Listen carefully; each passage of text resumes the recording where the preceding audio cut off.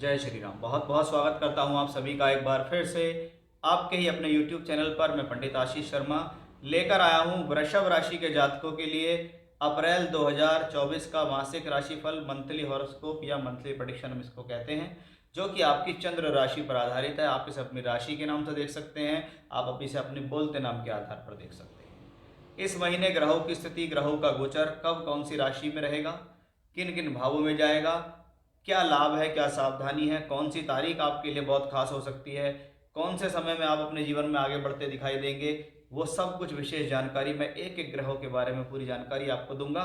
आइए शुरुआत करते हैं आज के इस खास कार्यक्रम की। देखिए, सबसे पहले आपकी राशि से ग्रहों की युति देखेंगे तो पंचम भाव में केतु है, दशम कार्य क्षेत्र स्थान पर शनि मंगल की युति बनी हुई है, राहु सूर्य बुध बैठे हैं एकादश में, और गुरु और बुध की युति बनी हुई है 12वें घर के अंदर। तो सबसे पहले हम देखते हैं कि हमने देखा है कि आपकी राशि से कर्म भाव के अंदर शनि मंगल बैठे हुए हैं। कर्म स्थान जीवन का सबसे मुख्य स्थान भी माना जाता है कि कोई व्यक्ति किसी न किसी रूप से जीवन में कर्म तो करता ही है। नौकरी कर रहा है, व्यापार कर रहा है, कुछ भी काम कर रहा है, लेकिन कर्म है। कर्म है तो 10th हाउस है, 10th हाउस है तो 10th हाउस को देखना जरूरी है कि दशम भाव में दशम का ही मालिक शनि प्रबल होकर बैठे हैं, और ये शनि इस दौरान और अधिक मजबूत होते हैं क्योंकि 6 अप्रैल को शनि गुरु के पूर्वी भाद्रपद नक्षत्र में चले जाएंगे। इसके लिए मैंने अलग से वीडियो बनाया भी है, लेकिन मैं आपको यहाँ शॉर्ट फॉर्म में बता रहा हूँ कि जब शनि का गुरु के नक्षत्र में प्रवेश होता है तो शनि को बल मिल जाता है, और जब शनि को बल मिलता है तो कहीं ना कहीं आपके जीवन में आपके भाग्य और आपके कर्म दोनों को बल मिल रहा है। यानी शनि यहाँ कहते हैं कि अब मेरी वजह से आपकी प्रोफेशनल लाइफ बेहतर होती दिखाई दे रही है। वो एक कॉम्बिनेशन हमें कहाँ से नजर आता है, इस शनि और मंगल के योग से नजर आता है कि हमने देखा कि शनि योग कारक हैं, बली होके बैठ गए हैं, इनके साथ मंगल हैं, 12वें घर का मालिक यहाँ पर बैठता है, तो इसका मतलब है कहीं ना कहीं आपकी प्रोफेशनल लाइफ, क्योंकि शनि 12वें को देख रहा है और 12वें का मालिक मंगल यहाँ है, आपकी प्रोफेशनल लाइफ इस दौरान किसी प्रकार की यात्रा से, किसी प्रकार के दूर स्थान से जुड़ती दिखाई देती है, या कभी कभी हम कह सकते हैं ये स्थिति आपके जीवन में नौकरी में चेंज करने का भी अवसर लेकर आती है। परिवर्तन, नौकरी में परिवर्तन, नौकरी में बदलाव, किसी दूसरे स्थान से जुड़कर काम करना, ये सब कुछ, या कार्य क्षेत्र के लिए ट्रैवलिंग, ये सब कुछ यहाँ से दिखाई देता है क्योंकि मंगल सप्तमेश होकर यहाँ बैठा हुआ है। इसलिए ये स्थिति विवाह, वैवाहिक संबंधों के लिए भी शुभ है, जीवन साथी से सहयोग के लिए भी अच्छी और शुभ दिखाई दे रही है। यानी मंगल काफ़ी हद तक बली है, शनि के साथ बैठकर बली है, तो इसका मतलब 10th हाउस बली हो गया। कर्म कार्य क्षेत्र से कोई इतनी खास प्रॉब्लम नहीं है इस महीने। अब अगर हम देखें तो हम देख रहे होंगे कि गुरु और बुध जैसे दो ग्रह बैठे हुए हैं 12वें स्थान में। हमें हमेशा ये देखना होता है कि देखिए, धन का कारक गुरु है और धन भाव का स्वामी बुध है, वो 12वें घर में है। इसका मतलब जब कारक भी और स्वामी भी दोनों धन 12वें स्थान में जाए, यानी इस दौरान कुछ इन्वेस्टमेंट बढ़ सकता है, इस दौरान कुछ खर्च की स्थितियां बढ़ सकती हैं, खर्च के कारण कुछ प्रेशर आप पर बन सकता है क्योंकि गुरु 12वें ही घर में बैठे हुए हैं और उसके साथ धन का स्वामी और धन के कारक दोनों बैठ गए हैं। लेकिन 9 अप्रैल को बुध वक्री होकर यहाँ से निकलकर यहाँ पहुँचेंगे, यानी आपकी बिगड़ी हुई परिस्थिति को संभालने वाला जो ग्रह बनेगा वो बुध बनेगा, क्योंकि वो 9 अप्रैल को यहाँ से निकलकर यहाँ आएगा, वक्री होकर इस राशि भाव में आ जाएगा। ये भाव कौन सा भाव है? ये भाव एकादश भाव है।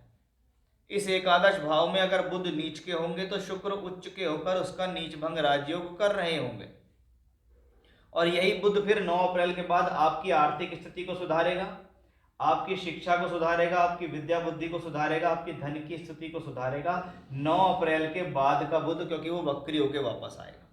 लेकिन जब वो वक्री होगा, नीच का होगा, राहु केतु अक्ष पे होगा, तो वो लोग जो भी एजुकेशन कर रहे हैं, पढ़ाई करने वाले लोगों के लिए इस दौरान खास ध्यान रखें कि बुध प्लेनेट आपके लिए पंचम का मालिक है। जब पंचम का मालिक उठापटक करे तो इस दौरान स्थिर रहें कि पढ़ाई में उतार चढ़ाव आ सकता है, लेकिन टारगेट से नहीं हटना है, कन्फ्यूज़न नहीं करना है, ये कर लूँ, ऐसे कर लूँ, अरे ये तो नुकसान हो रहा है, अरे इसको मैं ऐसे कर लूँ। तो बहुत बार क्या होता है, डिसीजन आप उस दौरान बहुत बार चेंज करते हो, लेकिन ये क्या है, ये प्लेनेट आया इसलिए ही है। अगर थोड़े दिन के लिए स्थिर रहोगे तो महीना भर ऐसा ही निकल जाएगा और महीने भर में जो नुकसान होने होंगे वो बच जाएंगे, क्योंकि ऐसे प्लेनेट को मैं कहता हूँ ये नुकसान कराने के लिए आया है। यह आपकी बुद्धि को भ्रमित कर सकता है, बुद्धि भ्रमित करके आपके प्रेम संबंध खराब कर सकता है, निर्णय से नुकसान कर सकता है, आपकी एजुकेशन को नुकसान पहुंचा सकता है। तो सावधान रहें बुध से इस महीने। और सावधानी सिर्फ ऐसे होती है जब मैं उस चीज़ को देखता हूँ और समझता हूँ तो सावधानी होती है। तो आपको वो चीज़ें समझनी है। अब हम देख रहे हैं कि लाभ स्थान के अंदर राहु, सूर्य और शुक्र जैसे तीन प्लेनेट बैठे हुए हैं। शुक्र ग्रह सूर्य के साथ, देखिए सूर्य के साथ राहु है तो ग्रहण दोष है, बुध यहाँ है तो जड़त्व योग है, ये पिछले वीडियो में भी मैंने आपको बताया था। लेकिन सूर्य होंगे इस बार उच्च के। 13 अप्रैल को जब सूर्य देव यहां से निकलकर यहां पहुंचेंगे तो कहीं ना कहीं सूर्य को आप राहु से मुक्ति मान सकते हैं कि चलो अच्छी बात है, राहु से पीछा छुटा, राहु के घर के निकलकर पहुंच गए सूर्य अब उच्च की राशि में। वो भी सूर्य कौन है आपके लिए? चतुर्थेश। तो उन लोगों के लिए ये कॉम्बिनेशन 13 अप्रैल के बाद अच्छा हो जाता है जो लोग भूमि जमीन जायदाद प्रॉपर्टी का काम करते हैं, पब्लिक डीलिंग करते हैं, ट्रांसपोर्ट का काम करते हैं, जिनका लोगों से जनता से जुड़कर काम बहुत सारा हो रहा है, उन लोगों के लिए ये उच्च का सूर्य बेहतर होता है क्योंकि गुरु उसका साथ देते हैं।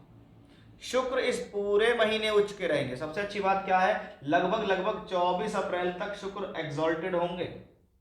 तो राशि का मालिक अगर लाभ भाव में उच्च हो तो कहते हैं जी मैंने इस दौरान जो भी काम किए उसमें मुझे सफलता मिली, मैंने जिस दौरान जिन काम में हाथ डाला उसमें मुझे सफलता मिल गई। ये कहाँ से आती है? ये इसी शुक्र की वजह से आती है कि उच्च का शुक्र, आपकी राशि का ही मालिक अगर उच्च का हो जाए तो फिर कोई प्रॉब्लम नहीं। आपकी राशि का ही मालिक अगर उच्च का हो रहा है तो फिर आपको कोई घबराने की जरूरत नहीं है, कोई डरने की जरूरत नहीं है। ये स्थिति आपके लिए पॉजिटिव है। बस बुध ग्रह से बचना है, क्योंकि मैं हमेशा कहता हूं कि अगर आपके निर्णय ठीक नहीं है ना तो आप जीवन के सारे क्षेत्रों में लॉस करते हो, चाहे आपका शिक्षा हो, चाहे आपकी नौकरी हो, चाहे व्यापार हो। और बुध ग्रह का वक्री होना, राहु केतु अक्ष पे जाके नीच का होना इसी चीज की चेतावनी भी आपको देता है। यानी इस महीने सिर्फ एक ही चेतावनी है, वो ये कि कहते हैं भैया अगर बुद्धि ठीक है तो सब कुछ ठीक है और बुद्धि ठीक नहीं है तो सब कुछ गलत है। उसी चीज से बचना है, उसी कंफ्यूजन से बचना है और अपने आप को आगे जाके बेहतर करना है। ये स्थिति आपके इस गोचर से दिखाई दे रही है। तो वृषभ राशि के जातकों इस महीने सिर्फ सावधानी की जरूरत है बुध से, और वो क्या सावधानी है वो मैंने आपको बता दी है। अदरवाइज सभी क्षेत्र से देखें तो कोई बहुत बड़ी प्रॉब्लम नहीं है, लेकिन एक छोटी सी ही गलती व्यक्ति के जीवन में बहुत कुछ बड़ा नुकसान भी कर सकती है। वो प्रॉब्लम कहाँ से आ सकती है? वो बुध ग्रह से आ सकती है। इसलिए सावधान रहें, उन बातों को समझें, अपने दिमाग में रखें और अपना काम करते रहें। जय श्री राम।